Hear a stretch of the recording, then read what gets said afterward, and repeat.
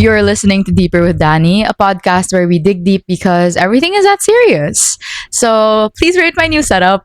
I'm kind of proud of it, even if it took a while for me to figure this whole thing out. For context, I don't live in a subdivision and I don't have a lot of personal space at home, which makes recording quite difficult. So, apart from the noise, apart from the incompatible schedules between myself and family members, it's difficult to set this whole thing up and actually commit to it. So that was also why I wasn't able to film an episode last week. This apart from my busy schedule once again, but I'm trying to get back into the groove of all this and figure out how to keep this going. This is kind of my way of testing the waters and pushing my creativity because while I enjoy the initial setup where it's just like me in the living room, this captures the vibe of the podcast better, I feel. I don't know, it looks more fun. So I hope you like it. Also, I'm very happy to share that this video is sponsored by Maono. They were more than generous to send new equipment for me. I am currently using their PD 200W model, which is a plug and play mic, perfect for podcasters like me who are tech noobs. So I don't really like the complicated podcast setup that professionals use, but I also don't want to be sacrificing the quality of the things that I put out. And I'm so happy that this is very beginner friendly. I just plug it, I set up on my laptop, and I'm good to go. I sound like I'm in a recording studio, which is great. Sounds great. I can do ASMR now. I am sharing a link in the description box where you could check out this model and probably purchase one yourself if you feel like you need this. Anyway, on to the podcast episode. This is a very interesting episode because I wanted a smooth transition between closing the month of love and opening with Women's Month. It's Women's Month next month. And I figured that this topic was at the intersection of that. One of the best monologues of all time is from Greta Gerwig's 2019 film adaptation of Little Women, where we have Saoirse Ronan as Jo March, the very ambitious, aspiring author who rejects traditional gender roles altogether and wants to embrace autonomy instead of settling down and living a domestic life as somebody's significant other. Apart from the iconic, "It's no use, Jo. Jo, we gotta have it out." I loved Jo's monologue after she rejected Laurie's advances. She was stressing over it with her mom, the iconic Laura Dern, who she says, Do you think he'll ask me again? Do you think he'll ask me again? Because if he'll ask me again, I'll say yes." And her mother was like, "Well, do you love him?" And Jo said, "I care more to be loved." And her mom gags her and says, "But that is not the same as loving." Man, this is where Jo goes on a monologue and says, "Women, they have minds and they have souls as well as just hearts. And they've got passion as well as just beauty.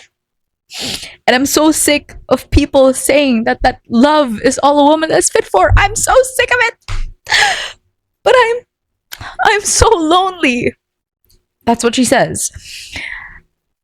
I'm pretty sure I butchered some lines there, but I'm pretty sure I remember like 90% of that monologue because when I watched it the second time, that's when it hit me. I go back to this monologue of Jo because it perfectly captures a lot of my feelings about romance and dating. As someone who has opted out of the dating scene for like years, I haven't like participated in hookup culture. I haven't really gone out on casual dates with people. It's not something that is my top priority at the moment, I would say. I would be lying if I said that I didn't want to experience it or I didn't want it to happen. And so even if Jo was very critical of that, she wasn't exempt from wanting it, from desiring it. And it's had me thinking a lot about what I want and what I need to be fulfilled. When you opt out of participating in something like the dating scene, in finding romance, you get a lot of time to think for yourself and wonder, what do I want? Outside of people's expectations of me, what do I need to live a good and fulfilled life? Now that I think about it, so much has been going on in my life. There are so many good things happening to me. I'm happy with my career. I feel fulfilled in my personal projects.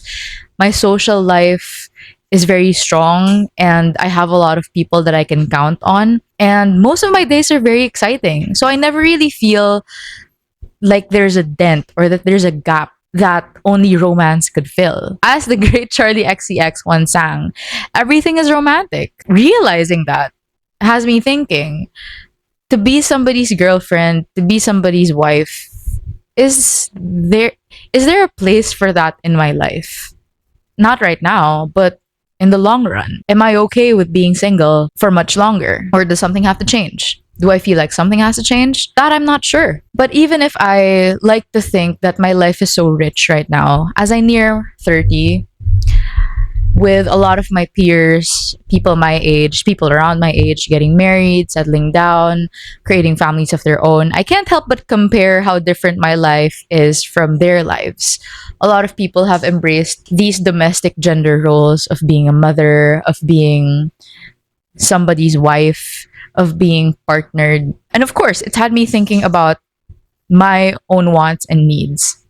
And while I am happy with my own life, of course, comparison, while it is known to be the thief of joy, comparison also helps us look at our values and our priorities. And it asks us to question these values, especially if we feel that these no longer align with us. It had me thinking, does singlehood make me less of a woman? Am I lesser than everybody else who is partnered or who is in a relationship? Or am I just different? Am I just built different? This kind of thinking makes sense when you think about the culture that we participate in. The case against singlehood is very, very strong. From cultural expectations to studies about singlehood, a lot of people believe that being single is not really good for your quality of life. In our culture, where we're predominantly Catholic, we're mostly religious, it is imbibed in people very early on that the goal of adulthood is not just to strengthen your faith by going to church every day, but it is also honored by being wed to somebody, by creating a family of your own, by being a mother. In the realm of psychology, in research, singlehood has a bad reputation as well. It is linked to reduced psychological well being, reduced quality of life, increased loneliness, increased mental health symptoms, all the negative stuff. And personally, as a single person, I feel like that's propaganda. Or maybe the studies that I'm citing are not updated or have to be updated, given that I feel that there's a cultural shift that's happening when it comes to viewing singlehood. Compared to when I was a kid, where I had adults in my life, I had relatives who were single women, and they were often talked about in a very negative way. Now I don't see that. If anything, singlehood is being celebrated. It's something that people don't see as a curse anymore. When you say matandang dalaga, well, at least people my age, it's not something that people consider to be a bad thing or an unlucky fate. If anything, the stereotype crazy old cat lady feels like an ideal life for many young people at this point. You also have to think about how our society, treats married and unmarried individuals. Married people are not really questioned once they get their family, once they get married, once they have a family of their own. There are no questions. Single people, on the other hand, they're always pestered with a lot of things. When are you getting a boyfriend or girlfriend? When are you getting married? If you already are seeing someone, when are you settling down? When are you having children? Never mind that these people are successful on their own and have achieved other things. While I'm not the biggest Taylor Swift fan, I find it so interesting how there are Swifties who have pointed out that when Taylor Swift reclaimed all her other albums and put them back in her name, that post got lesser likes than when she announced her engagement to Travis Kelce, which goes to show that a lot of people really value marriage and being partnered when it comes to determining a woman's success. And that's something that I can't come to terms with. It's not something that sits right with me, because why is it that a woman is deemed successful once she gets partnered or once she finally has a boyfriend or finally has a significant other by her side? Is that all she's worth? And not to mention, when apart from being pestered with so many questions about getting married, settling down. People really pity single individuals, especially as these people age, because they have questions like, who's going to take care of you when you get older? If you don't have a family of your own, how are you going to survive old age? And while these are valid questions to have, I find that this curiosity, while well meaning, reflects the need to build communities even more, to actually look out for one another. Because I don't think everybody aims to get married and settle down and have children of their own. And I speak for myself as well. I recently realized that I never really desired being somebody's girlfriend, let alone being somebody's wife. And it took attending a lecture in UP Diliman for me to learn this thing about myself. So last semester, I attended a lecture organized by the UP Department of Psychology, where Dr. Samantha Mendez presented her dissertation called Sense Making and Spirituality: Single Filipinas Lived Experiences of Meaning in Life. This was such an eye opening lecture because, as somebody who is single, somebody nearing her 30s, this study focused on women in their 30s and how they made sense of their singlehood. So it's a qualitative study that recruited 6 individuals between the ages of 32 to 38. There were multiple interviews conducted where Dr. Mendez asked questions about the participants' experience being single, why they were single, how they found meaning in life, and what they clung to in the absence of a romantic relationship. And the results were pretty interesting because her qualitative study generated 5 themes that reflect the lived experiences of these single Filipinas. The first theme is advocating for the self. Next is caring for others. Third is finding opportunities in singlehood.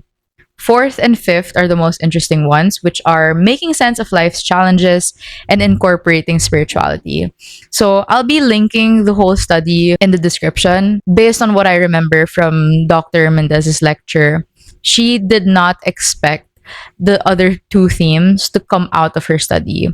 So in qualitative research, they don't work with numbers. Instead, your data is all words. It's how people communicate and talk about their experiences. The participants talked about how they didn't expect that they would end up single in their 30s, but they've already accepted that this was their fate. They found meaning in caregiving roles that weren't motherhood or being a wife. They found a lot of meaning in religion. I remember Dr. Mendez explaining that she had to grapple with these findings because she couldn't really relate to the participants' need for religion in their lives. I found that to be interesting because I too don't consider religion to be that important to me, and I don't see myself finding meaning in organized religion.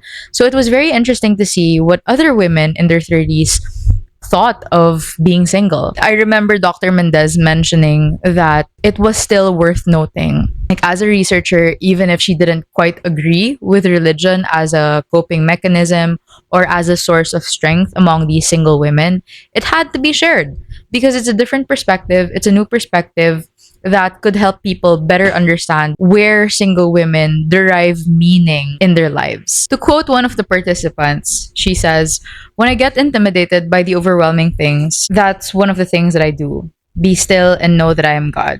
Because it's really Him who takes care of things. It's not in my hands, but it's really in His hands. So that's what's really important, that He directs me. It's like, come here, this is what you need to follow." Just surrendering to a higher being, even if personally that's not what I would do. I kind of understand where these women are coming from because it's how they make sense of why they are still single. While reading the article, I did not really feel sorry for these women, even if all of them disclosed that they did not expect to be single at this age. All of them have accepted that this was going to be their lives. It's also important to mention that the criteria to participate in this study are the following. You have to be between the ages of 31 to 39. You have to be a heterosexual woman who has not been in a relationship for at least 2 years. You also have to be residing in Metro Manila. Given these qualifications, I found that there were limitations to her study. She recruited individuals who were based in Manila, so it's very Manila centric. All of these women were straight women, so there's no representation in the queer community. And all of them, even if they weren't asked, talked about religion. It goes to show that studies on singlehood need to be explored even more because not everyone's religious, not everyone's straight, and not everyone is from Manila. So those were things that I observed based on the lecture. This calls for the need for a more diverse population among women. One thing that I shared from the lecture was that it would also be nice to know the insights and lived experiences of women who never really dreamt of getting married and being partnered, because all participants here wanted that. All of them dreamed of marriage and partnership. But again, it's not something that everybody wants. But I found this study to be quite interesting because it helped me understand that when people are single past the age of 30, it's not a death sentence. If anything, these people find ways to find meaning in their lives and to be happy. The other theme, which apart from incorporating spirituality, making sense of life's challenges was very much linked with spirituality, but a lot of them also talked about how going through adversity helped them improve themselves better. Interestingly, one of the participants, her code name here is Hannah, said, I saw that the men in my family are very strong, so I grew up outdoing them. Like, I have hobbies like cycling, where I'm better than my male friends. There's also motorbiking. Women don't typically ride motorcycles. So I have hobbies and abilities where I'm better than men. So yeah, like I'm not a soft woman whom you can hurt, which is probably why I am single. Men see that I'm very strong and they get intimidated because first, I come from this university and I'm an engineer and my personality is really so strong that you can't fool me, you can't hurt me.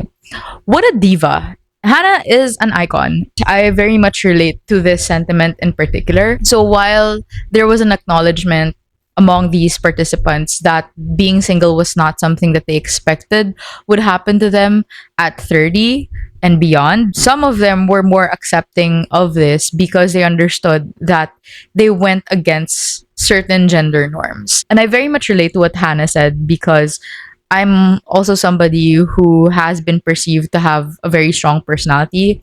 I come across as intimidating to people.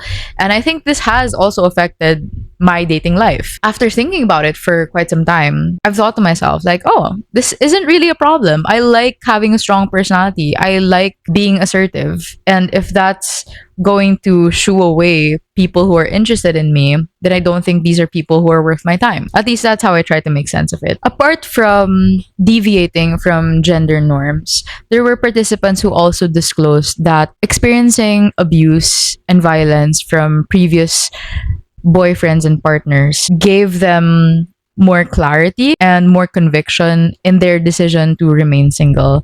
And so this other participant, she's named Athena here, says, what I stand for became clear to me and I really became a stronger person. So the next time I'm with a guy, I can protect myself from that person. Like I can control, I can navigate being vulnerable to someone at the same time being able to protect myself. To quote Dr. Mendez, she says, for these women, their growth and improvement from their past experiences, their past negative experiences also seem to have prepared them to better navigate being coupled should they find themselves in romantic relationships in the future. This study does not completely reflect my sentiments on singlehood. I feel very comforted by the fact that there are women older than me who are able to still find meaning in their lives despite all the propaganda on marriage that exists. I know I am lucky enough to be living in modern times where singlehood is an aspiration for people. I remember when I was younger where I would be warned by relatives that being single was not something you wanted to strive for because you needed to have a man in your life. You needed to be with a family. You needed to create a family and have children, all that stuff. And I'm glad that I feel comfortable enough in being single that I don't feel the need to give in to the societal pressure of being somebody's girlfriend, being somebody's wife, being somebody's mother even. It was really a surprising realization when it hit me during Dr. Mendez's lecture. Oh, I never really dreamt of this. When I was a kid, when I was asked what I wanted to be when I grow up, I would always throw out different occupations: a doctor, a lawyer, a flight attendant, a movie star, I don't know, all these things. Never did I say mother. Never did I say wife. Never did I draw anything that reflected a desire to get married, to be partnered. It was nice to realize that because, okay, it's not something that I want. It's not something I've wanted since I was a kid. Then again, there's a part of me that is still curious enough to know what it's like. I'd be lying if I said that I didn't want it or that I could live without it completely. But I still find myself wondering how much of this desire to be partnered, to be married, is my own.